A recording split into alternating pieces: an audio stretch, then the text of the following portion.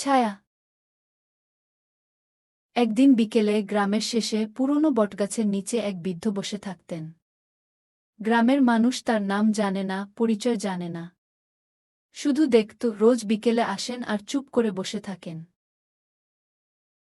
একদিন ছোট্ট রিমি সাহস করে এগিয়ে গিয়ে জিজ্ঞেস করল, চাচা, আপনি রোজ এখানে কেন আসেন? বৃদ্ধ হেসে বললেন, এই গাছটা আমার ছোটবেলার বন্ধু। যখন কেউ ছিল না, তখন এই গাছটাই ছিল আমার ছায়া, আমার আশ্রয়। আমি ছোটবেলায় এই গাছ লাগিয়েছিলাম। তখন ভাবিনি একদিন সে আমার অপেক্ষায় থাকবে, ঠিক যেমন তোমরা কারো ভালোবাসার অপেক্ষায় থাকো। রিমির চোখে জল। সেদিন থেকে গাছের ছায়ায় শুধু বৃদ্ধ নয়, রিমি আর একটা গভীর গল্পও এসে বসত। কখনো কখনো আমরা যা দেই তা ফিরে আসে অন্যরকম রূপে, ভালোবাসা,